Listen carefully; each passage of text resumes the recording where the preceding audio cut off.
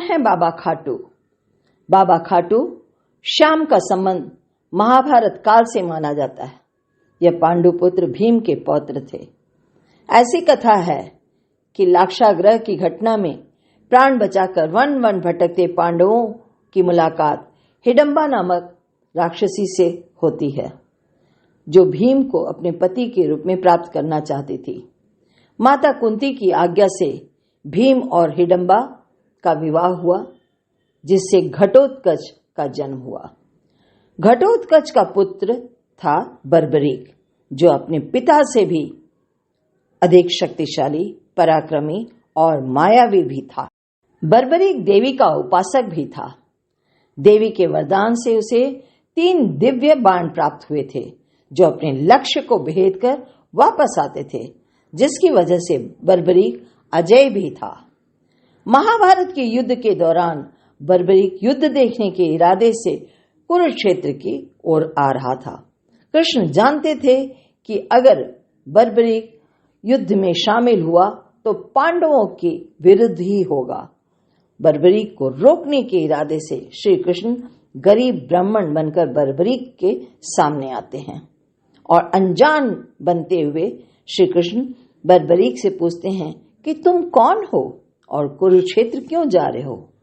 उत्तर में बर्बरीक ने कहा कि वह एक दानी योद्धा है, जो अपने बाण से महाभारत युद्ध का निर्णय कर सकता है।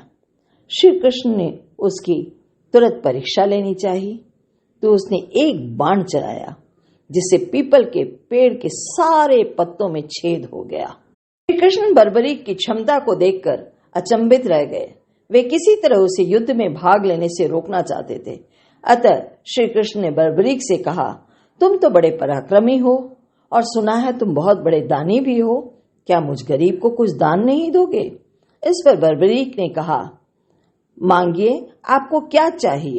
तुरंत श्री कृष्ण ने बर्बरीक से उसका शीश मांग लिया। बर्बरीक समझ गया यह कोई साधारण ब्राह्मण नहीं है, कोई और है। उसने तुरंत उनका परिचय मांगा। श्री कृष्ण ने अपना वास्तविक परिचय दे दिया, तो बर्बरीक ने खुशी खुशी अपना शीश दान देना स्वीकार कर लिया। फाल्गुन शुक्ल द्वादशी को स्नान पूजा करने के पश्चात बर्बरीक ने अपने हाथ से अपना शीश श्री कृष्ण को दान कर दिया। शीश दान से पहले बर्बरीक ने श्री कृष्ण से युद्ध देखने की इच्छा बताई। श्री कृष्ण ने बर्बरीक के कटे शीश को युद्ध अवलोकन के लिए एक ऊंचे स्थान पर स्थापित कर दिया। युद्ध में विजय श्री प्राप्त होने के पश्चात पांडव विजय का श्रेय लेने हेतु आपस में विवाद कर रहे थे। तब श्री कृष्ण ने कहा कि इसका निर्णय बर्बरीक का शीश ही कर सकता है। बर्बरीक ने बताया कि युद्ध में श्री कृष्ण का सुदर्शन चक्र चल रहा था, जिससे कटे हुए वृक्ष की तरह योद्धा रणभूमि में गिर रहे थे। द्रौपदी महाकाली के रूप में रक्तपान कर रही थी। श्री कृष्ण ने प्रसन्न होकर बर्बरीक के उस कटे हुए सिर को वरदान दिया कि कलयुग में मेरे श्याम नाम से तुम्हारी पूजा की जाएगी।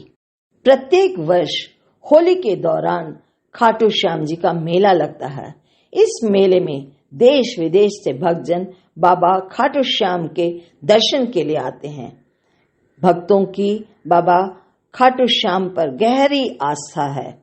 भक्तों का कहना है कि बाबा खाटू श्याम सभी की मुरादें पूरी करते हैं। खाटू धाम में आस लगाने वालों की झोली बाबा कभी खाली नहीं रखते। तो रेडियो हिंदुस्तान के मेरे दोस्तों, अब अनुमति दें उमा प्रभाकरण को।